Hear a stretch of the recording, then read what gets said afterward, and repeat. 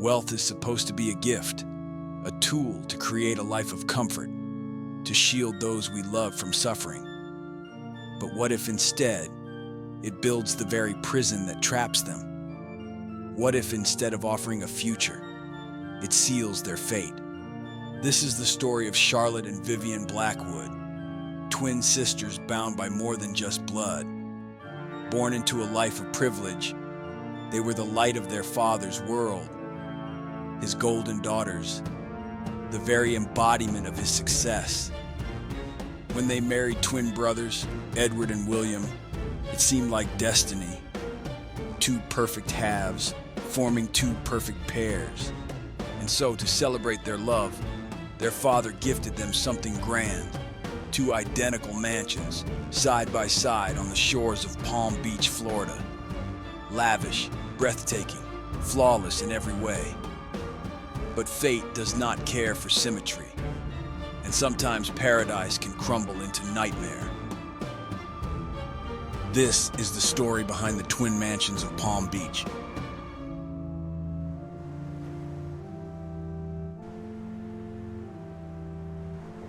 I was never a man who believed in curses.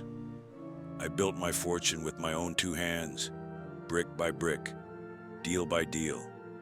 I didn't inherit wealth, I created it. And with that wealth, I believed I could shape the future, bend the world to my will. I thought money could buy happiness, security, even fate itself. But I was wrong. God, I was wrong. It all began with a dream to give my twin daughters, Charlotte and Vivian, the perfect life. They were my greatest pride, my golden girls, as alike in spirit as they were in appearance. When they fell in love with another pair of twins, Edward and William Blackwood, I saw it as a miracle. Two perfect halves, finding their perfect matches. It was fate, wasn't it? So I built them the twin mansions of Palm Beach, identical in every way.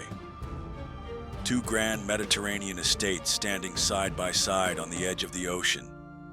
A wedding gift fit for queens. I spared no expense. The marble floors, the hand-carved staircases, the crystal chandeliers that caught the Florida sunlight like diamonds. Every room was a mirror of the other. Every detail painstakingly designed to reflect symmetry, to honor the bond my daughters shared. I thought I was giving them paradise. Instead, I built their tombs.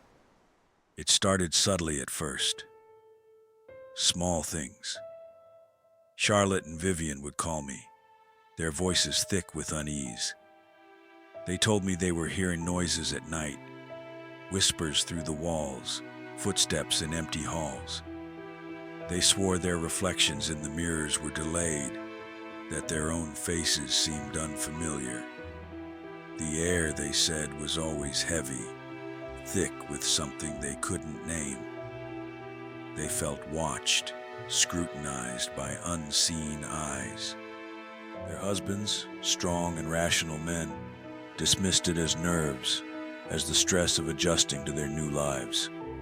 I, too, reassured them. A new home always takes time to feel like home, I told them. But then came the sickness.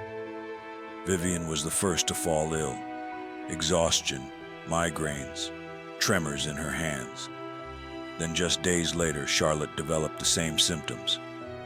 It wasn't long before Edward and William followed. Each day they grew weaker, their skin sallow, their eyes shadowed. Doctors came and went, baffled. Every test showed nothing. No disease, no toxin, no cause. Yet they withered before my eyes. They spoke of seeing things, strange figures lurking in the corners of their vision, reflections that didn't match their movements. They claimed the walls whispered to them. The chandeliers swayed without wind, their dreams filled with eerie laughter and voices that were not their own.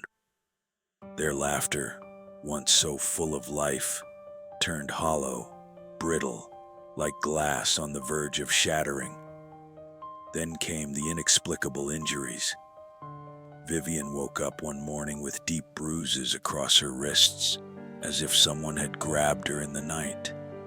Charlotte found scratches down her arms, thin and precise, like the work of invisible claws. The husbands tried to protect them, staying up all night, searching the halls, but there was never anyone there. They stopped eating, stopped sleeping, stopped living. Days bled into weeks, and I watched my daughters and their husbands slip further away from me. They no longer left their homes.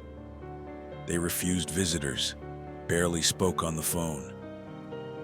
When I did hear their voices, they sounded distant, detached, as if speaking from another world entirely. I begged them to leave. I offered to buy them another home, anywhere in the world, anywhere far from those cursed mansions. But they refused. "We can't leave," Charlotte whispered, eyes wide and haunted. "It won't let us." I didn't understand what she meant. Not then. The houses had claimed them. Then the phone calls stopped. The curtains remained drawn, shadows swallowing the mansions whole. No sounds, no movements, no signs of life.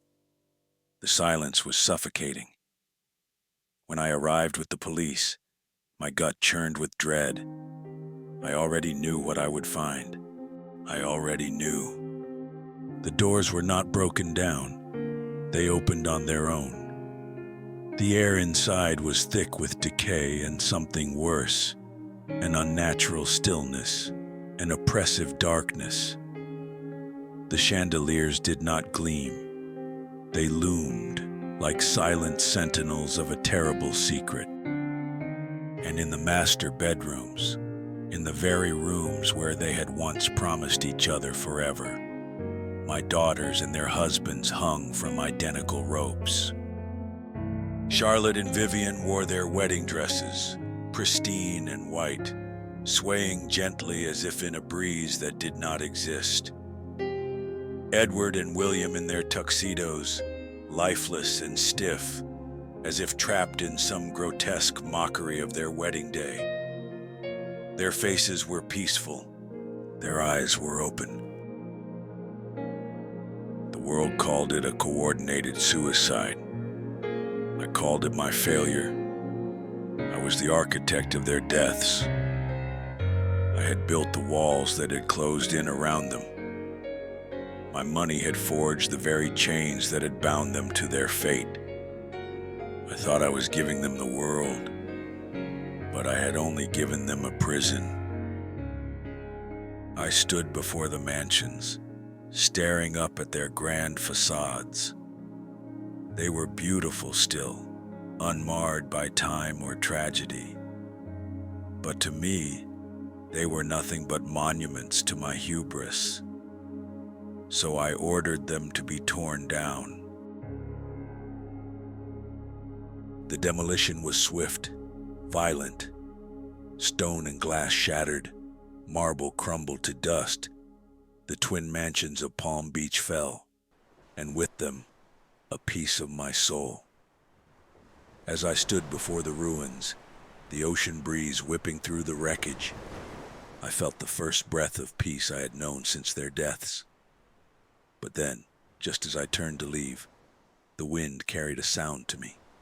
A whisper, a giggle, two voices, identical. And I knew then that some things can never be buried, not even under the weight of a father's regret.